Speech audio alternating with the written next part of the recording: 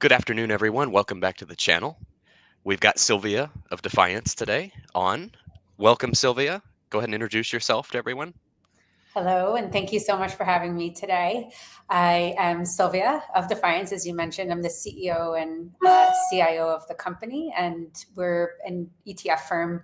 We specialize in both thematic ETFs, and that kind of falls around disruptive tech, innovation, things like quantum computing, 5G, and the like. And then, kind of the second part of our firm is designed around enhanced income products. So put right strategies and different, kind of income products that give you index exposure with monthly dividends, basically.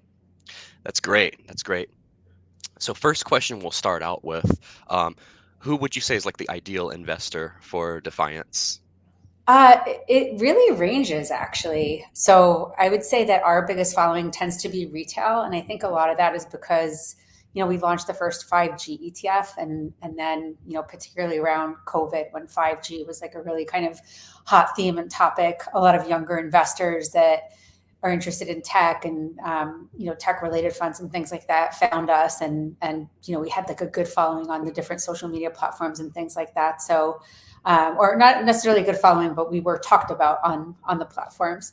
And since then it's like really morphed now. So if you look at the holders of our funds, it's everything from, large institutional clients, hedge funds, pension funds, and then, retail. So it really, ranges the gamut of client. That's awesome. Great to hear. The biggest concern I hear is that while we're in a bull market, a lot of these funds that are the most popular are down in price. So what would you say to that concern? So in terms of price, I'm trying to think, you probably are talking about like the index ones. The index option, the put right strategy products. Yeah. So if you look at those products, so actually if you run the total return on those products, they're not down. Right. They're up like, I think 10% on two of them. One of them's up 7%. But yeah, I'm actually going to show the screen of that. I have it up on Alpha. Yeah. Yeah, perfect. So, you have to kind of like look at total return on these things. But the reason that the NAV itself falls, and we, definitely hear this a lot, is because at the end, so we're selling puts, right? We're selling 0 day to expiry, 1 day to expiry. And I just say that because there's this big debate out there, because we're at like 23 hours plus a couple minutes. So are we a day or are we less than a day? But let's say super short term put right strategy.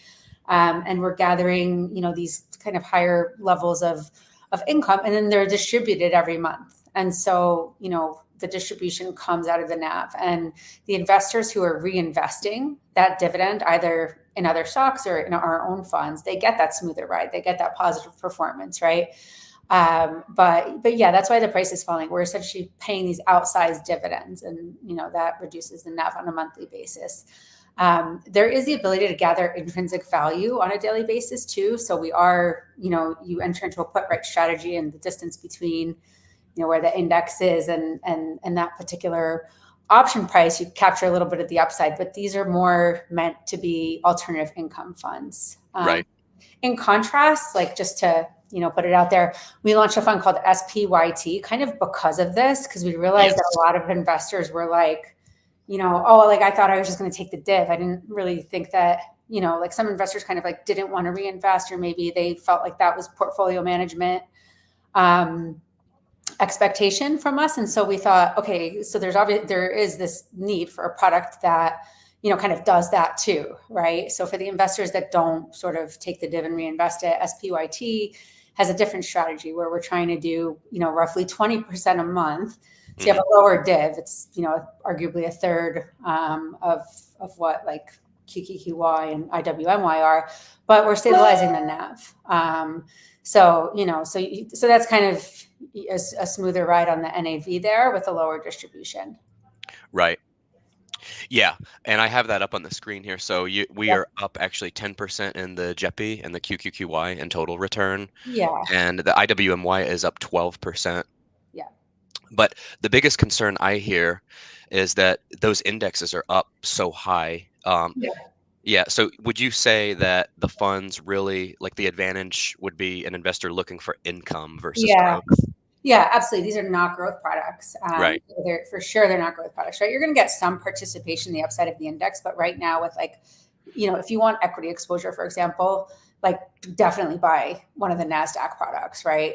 Yeah. Not necessarily the income NASDAQ product. This is meant for alternative income.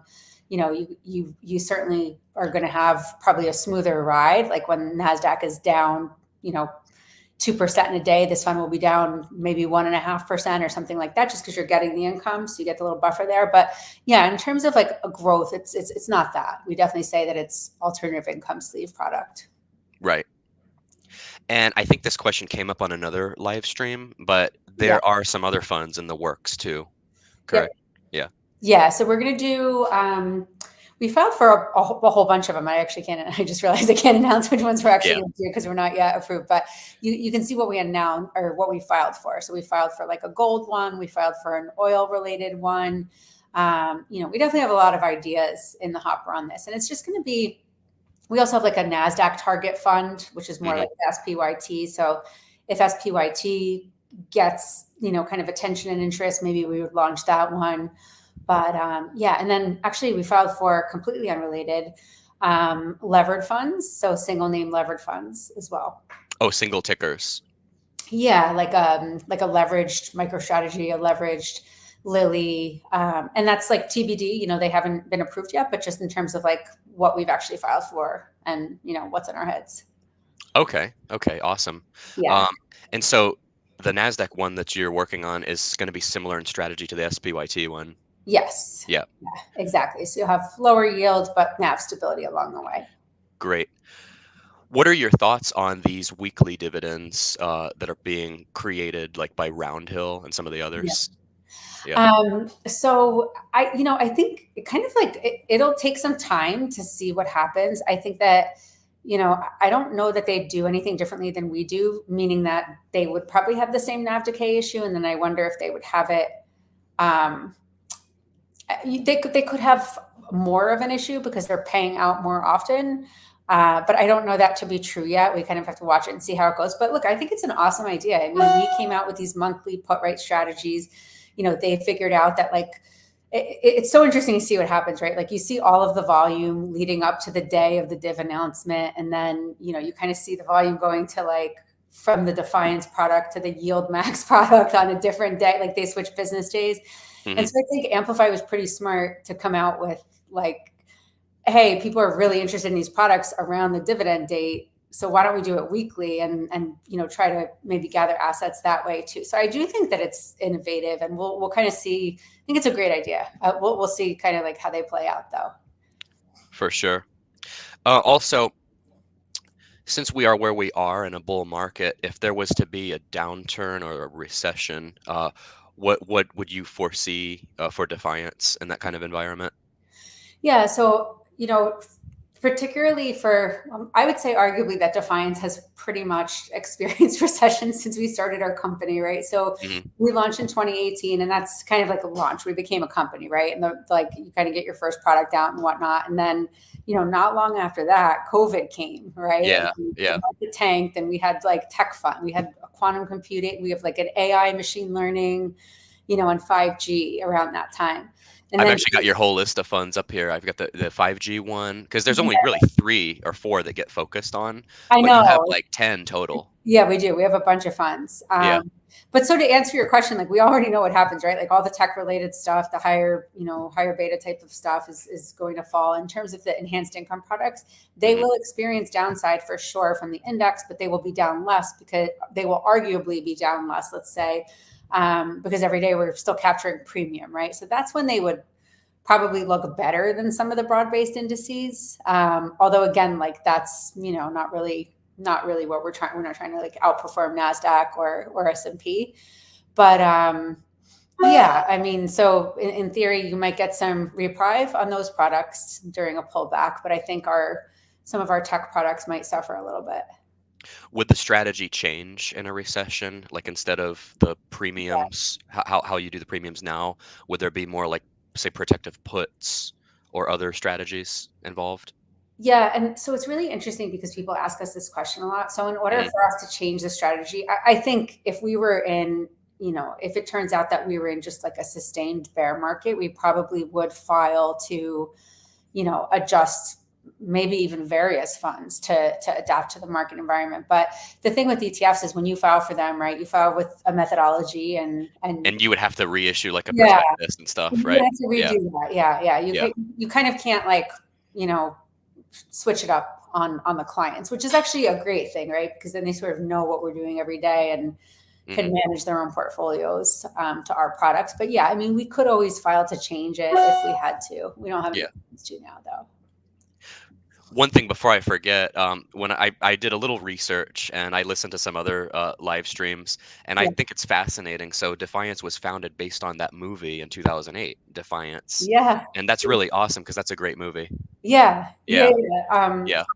So our founder, his grandpa and his uncle were the two Belsky brothers, actually, that, rescued 1,200 Jews from a concentration camp. And the movie is made about his family.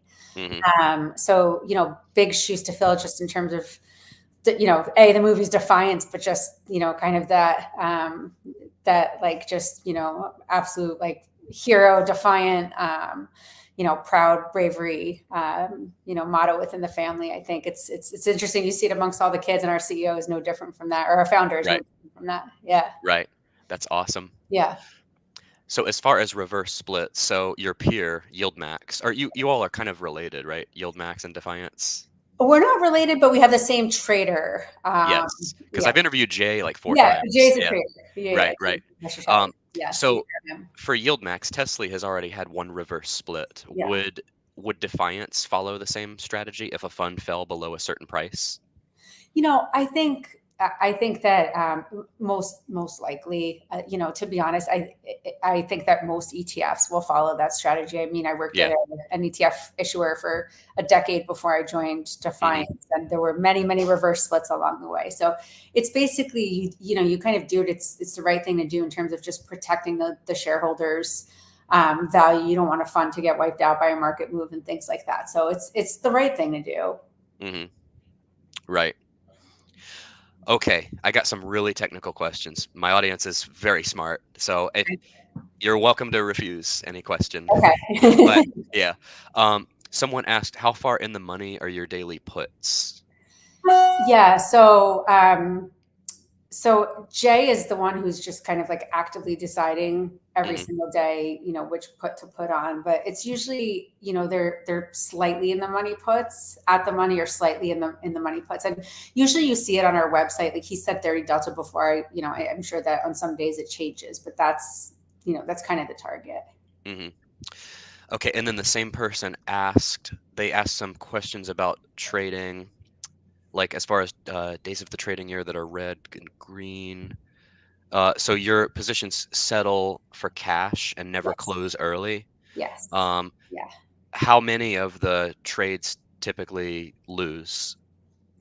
I couldn't tell you that off the top of my head. Okay. And I'd be happy to get you that information if you want to share it at a later time with your audience. Sure. Like I can tell you that there were days so lately on a daily basis, they're winning. If I can think about a time where like there were a couple of days where it was off, it was just around like the holidays where there's no volatility, there's we just like weren't getting a premium. But I could get that information and circle back for you. Yeah. Sure. And then the person wondered that on the losing trades, do they cause a downward pull on the overall fund price? It hasn't, but there hasn't been a day where the trading has caused a significant pull on the price. It's been more or less the dividend payments that have impacted the NAV. Because if you just look at it throughout the month, it's pretty stable, and then it kind of drops at the end of the month. Okay. Also, and I've asked this to Jay too. He wrote a book, Buy and Hedge. Would you recommend, or do you think it's a good idea for individual investors to do their own hedging on these products?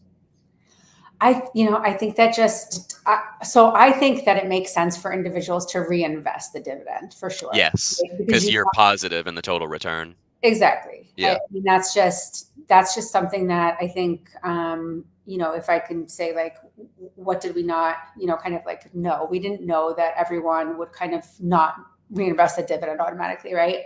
Mm-hmm. So in that sense, we would very much encourage that. In terms of hedging, you know, it's up to the investor if like he or she is you know, kind of savvy and can generate outperformance through hedging this product in some way, then, you know, we would certainly support that. Mm-hmm. We know I talk to a lot of professional, you know, kind of like hedge funds that trade this product. They love the income, and they, you know, they do hedge they don't really hedge actually, but they'll put in, you know, they'll kind of like couple it with another position that grabs more equity upside. Mm-hmm. So. Right. Yeah, we had a ton of questions. I know we've brought this up already, but as far as NAV decay, Yeah. um, so as far as like stabilizing NAV decay, Yeah. what are your perspectives on that? Yeah. So I think, you know, that over time will kind of play out, right? We'll have to see what happens with this over time, and if we're able to continue providing those juicy dividends. You know, it's always something that we're talking about. Like if it turns out that it would be more efficient to think about, you know, looking at it a different way, we could do Mm-hmm. something like that. So I think for now, you know, the products came out in September, most of them. Right. And, you know, so we're going to give it a little bit of time and, you know, see where we sort of land with this. I mean, the distributions have been very much like what we expected them Target. to be. Yeah. Yeah. We kind of like publicized. And then on the NAV, like we'll have to see if it's the most efficient way to keep going. But that's so with any product, right? Like we recently changed our 5G methodology because so much of you know, like 5G tech is actually now 6G tech, and there's other stuff Yeah. that we want from that. So, you know, we do evolve with our products if we need to. True. We had a question from the comments come in. Do you have any good insights into the quantum ETF? The person was looking to add some of it, and they just wanted to know your thoughts on it. Yeah, so quantum right now is my favorite ETF. It's Mm-hmm. been such a sleeper, and it's been there the whole time. But Yeah. it recently just, you know, hit the kind of, I think people are finally starting to find it. Hit that $200 million mark. You know, performance has been great on that. It's the AI play, right? And so you're getting NVIDIA, you're getting AMD, you're getting all the semiconductor stocks, but AI is more than just semiconductors. And when we built this initially, we built it because we kind of thought that like, okay, AI is going to end up being a big thing. So what does that mean, right? So AI requires data, and what do you have to do with data? You have to process data, you have to store data, you have to, you know, make sure data is safe and things like that. And so we thought that, you know, an ETF that touched all of it, you know, whether it's kind of like the cyber or even, you know, the cooling companies, the quantum companies, the supercomputing, data processing, as well as the semiconductors, was really going to be like the AI machine learning trade. And so, you know, that's kind of how this was born. It's definitely like, if you ask me what's my favorite ETF this year, it's that. Right. Yeah. Yeah. It definitely looks good. I like it myself. Yeah. Mhm. As far as dividend dates, have you ever considered like changing dividend dates or making them more or less frequent? We have, and it's to the point that, you know, when you asked me about Amplify, right? I think that, you know, my guess is that a reason that they did it weekly is that they figured out that like there's all this volume for Yield Max on the day that they announce, because they moved some of their dates around. There's a lot of volume when we announce, and so like what happens if you move the business day around? Does the volume kind of, you know, does that particular ETF paying on that different day beget volume? And it's looking like it does. I don't think we're going to get too cute with changing our distribution dates now. Hmm. I think it messes people up, but in terms of like new products going forward, we could certainly look to do that. Right. Would you consider a lower dividend as a way to stabilize the NAV? We would. It's Yeah. something we're talking about. Again, that's why we launched SPYT. Hmm.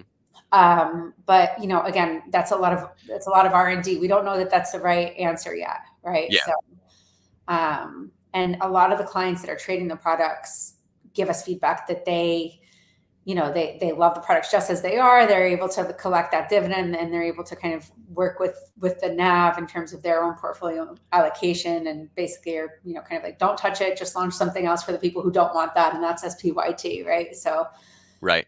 we do have both options out there. Hmm. Since SPYT is so new, Yeah. um, I know we have a lot of people on here that are probably just hearing about it. So Yeah. what would like in a nutshell, if you were to explain that like to a new investor, how would you? Yeah. So what we're doing, we're selling covered call spreads. So, when you sell a covered call, you're capped, right, on the price. And so then, the spread, the second one kind of opens up the cap. So it allows you to capture more of the index upside. But the best way to explain it is like a steady dividend, still a juicy dividend, 20% or so.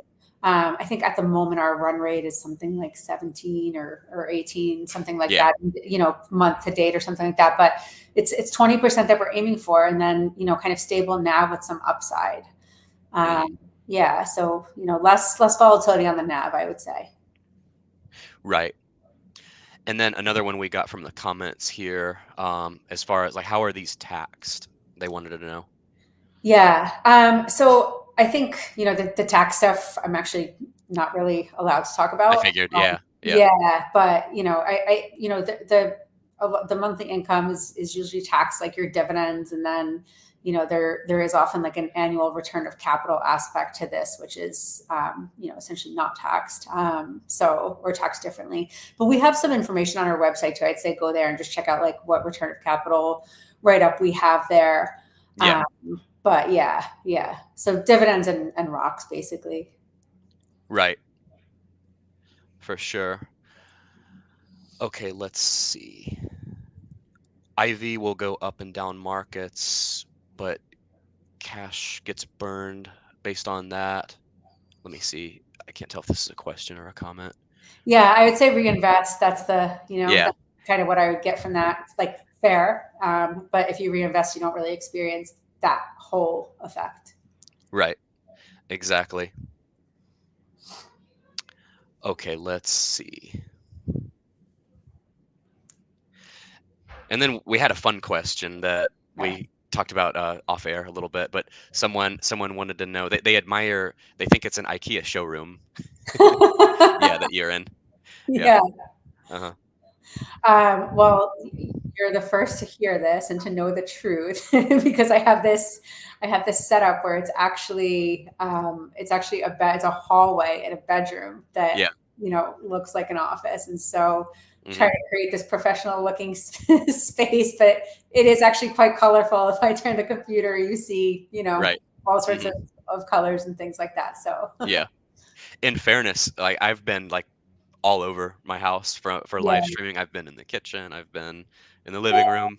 And you have to kind of move where you have to go. But I have a 2.5 and a 4.5-year-old, so my awesome, yeah, my space is very limited. Yes. They own the house. Yes. Another question from the audience: any estimates on the launch dates for QQQT and IWMT? No estimates yet. No estimates. Okay. They're filed for. They're effective. I think if we see kind of like notable growth and interest in SPYT, that's probably what would urge us to launch those products next. For sure.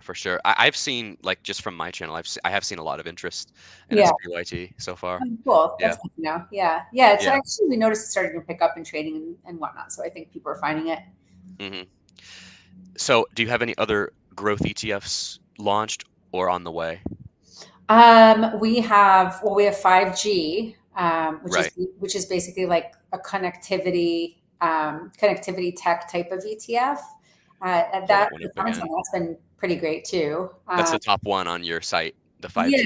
Yeah, that's our flagship fund that we launched with, and Quantum. Quantum is certainly a growth fund. We have some other ones. Hydrogen. So that was like a really hot topic a couple years ago.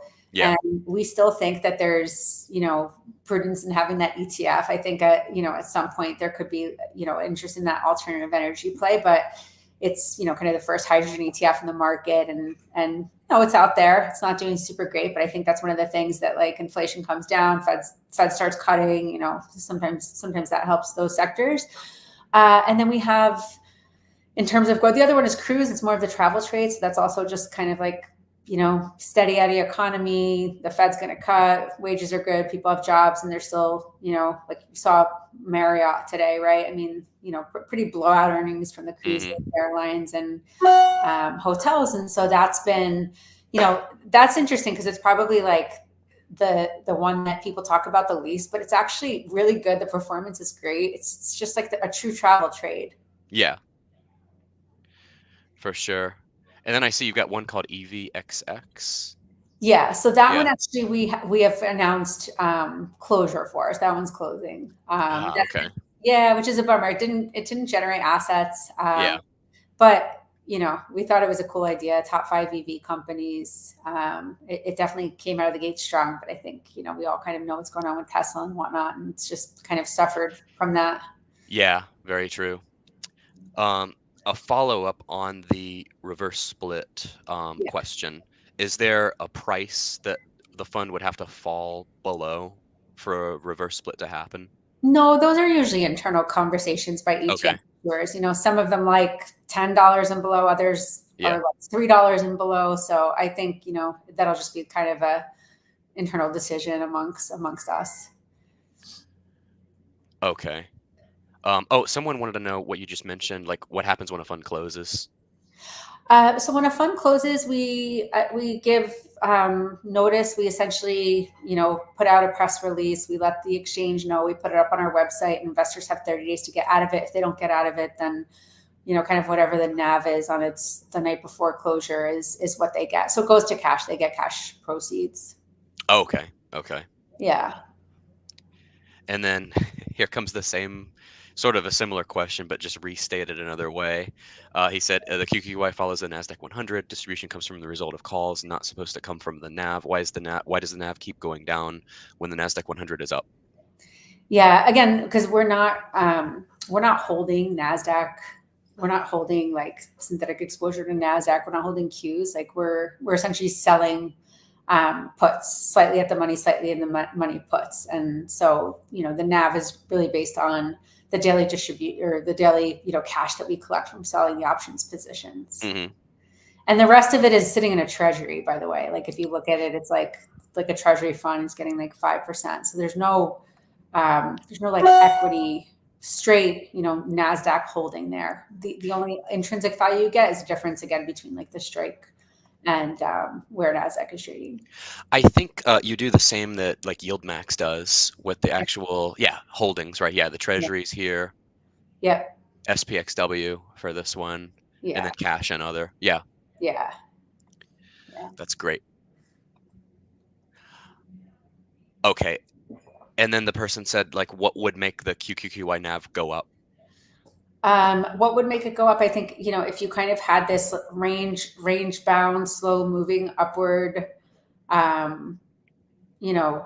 performance, then it would capture essentially more intrinsic value. Because when you have these days where the indices are ripping, like it just doesn't ever catch it, right? But you get the income. So, like a market that like barely moves or kind of slight moves, range bound, is when you probably see higher NAVs on that.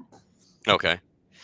And then, all right, another more technical one. Okay, so the person asked, if SPY goes above the upper call strike, then credit spread will make a loss almost equal to what, and if this is a question for traders, we can, disregard it. So it will make a loss equal to what it otherwise would have earned if it goes below the lower call strike and a credit spread sold. If that happens, the underlying will make a profit, but this is a long one, I apologize. Oh, no, And no. unless you realize the profit by selling all underlying SPY, it will not offset the loss made by the credit spread. And then next day the SPY comes down, you will lose your gain in the underlying SPY as well. And then if the SPY keeps whipsawing up and down and crossing upper call of sold call spread, in this situation, the fund will lose when it goes up in credit spread and will not sustain the upside if it comes back immediately. What would your thoughts be on how to mitigate this? Yeah, so I think this probably is a trader question. Trading. Yeah, I think so Jay is the person who's actively making these decisions on a daily basis, and he would essentially try to get into a trade, kind of having an opinion on the direction of the market and the index and whatnot on a daily basis. So I think basically like if you sell the covered spread and the market moves higher, right? And the spread, you start to make money on it. In that specific situation, I think that would be question best posed for Jay. And I'm happy to also take notes on that and get back to you if it helps you to let your audience know. Oh, sure. Yeah, that's awesome. Yeah. You will be glad to know, though, not Yeah. everyone is concerned about NAV. In fact, No, I know. yeah, I know. It's yeah, 50-50 for sure. I think like uh-huh, I think like half of the crowd that just really wanted, good income payments and is reinvesting, they don't care at all about the NAV, right? And then another part of the crowd that's, kind of very sensitive to the idea of wanting more index upside, I think is more concerned with the NAV, right? So I think it's also like kind of what you're looking to get from the ETF. Which is fair. I mean, it's really great to hear all of the feedback because, again, like it allowed us to launch this other product, which is more in line with what that crowd would like. right. Like this commenter here, he's a huge fan of high yield dividends. He holds some DEF funds, and yeah, he says he doesn't need the NAV to go up. He's growing it by building more shares. Yeah, He's happy exactly. with the income. Yeah, Yeah. exactly. I've even been asked, like, why don't you leverage it? And I said, if you're worried about the NAV now, but to that, that this person's same point, that person would reinvest. And so for them, they'd have a levered income and reinvestment, right? So Right. Let's see here. How much does a fund need in assets to be considered successful? How much time do you give before closing a fund? So usually it kind of depends on the fund, right? So some funds have a break even at 50 million. Some funds have a break even at 20 million. These are more around like the 50 million mark just because of the costs and the trade. There's a little more sophistication with, actively managed trading options on a daily basis. But we give it's like, there's no firm number. But if we have a product, like I would say that, it's really interesting because in our industry, it's seen as like almost really negative if you're closing funds, right? And people say that like, oh, they launched this thing and they want people to buy it and then they close it. And that, like, I've heard that so often, but, we don't want to, like, we want to launch funds that people want to trade or people want to hold and that there's interest in. Like if like EVXX, right? Like I love that fund. I think it's an awesome idea. But nobody else agrees. There's no money in the fund. You know what I mean? The only money left, the only AUM in the fund is essentially, the original kind of like seed that we use to launch the fund. And so that means that there are almost no investors in that fund. So it doesn't make sense to keep it open. And like you try, you can kind of try to market it and get your point across. And if, you have to kind of give the people what they want, right? So so I think it's just like, that's what it comes down to, is that if there's no interest, there's kind of no point. Right. And ETF issuers, I think, have gotten really good about like announcing as soon as they can so that, people who have invested in it can get out of it. And then there are funds where like, like remember Meme Mania? Like, yes. right? Like I never AMC. hear anybody talking about AMC anymore, right? So like there are just things that happen. I mean, maybe they do, I guess, but there are just things that happen where something is so interesting and tradable, and then it falls off a cliff, and you kind of have to accept it and just try to come out with thoughtful products or the next kind of trend that people really want exposure to. Look, like we hope every product we launch lasts, but they just they don't, and they don't for anyone really. True. Let's see here. We got another supporter of, these are income funds. Yeah, that's true. He's right. Yeah. He's right. Yeah. What do you think about having income funds that don't cap as much upside? Yeah, I think it's a good idea. I think that's again, SPYT, right? We're trying to uncap the upside. Yeah. Right. Yep. Okay, someone asked me, am I going through the Discord? Yeah, that's where most of the questions are coming from, but we're taking some live now. Another question that came up, I actually haven't seen much like on CNBC. Yeah. But someone asked, I guess they feel like some of the commentators on CNBC are not fans of these funds, and they just wanted to know why you thought that might be the case. I haven't really. So it's interesting because I went on CNBC when we launched the funds. We talked a lot about and I don't know. I haven't heard any feedback directly on that. So you guys might know more than I do. I know that, I think that there are like the option show, like, I don't know if it's Fast Money that the person might be talking about, but like, I know on Fast Money, they kind of went back and forth and talked about like, is that distribution actually sustainable? That was one thing that was questioned, but So far we have proven that the distribution itself is sustainable. You could argue about like whether or not you like the fund, whether or not, total return is what you expect. Like we could argue about that, I suppose, but we are keeping up with the distributions. Yeah, I agree. Yeah. Yeah. And in fairness, like I've found a lot of what I would call establishment financial media is kind of, I guess, behind the curve when it comes to stuff.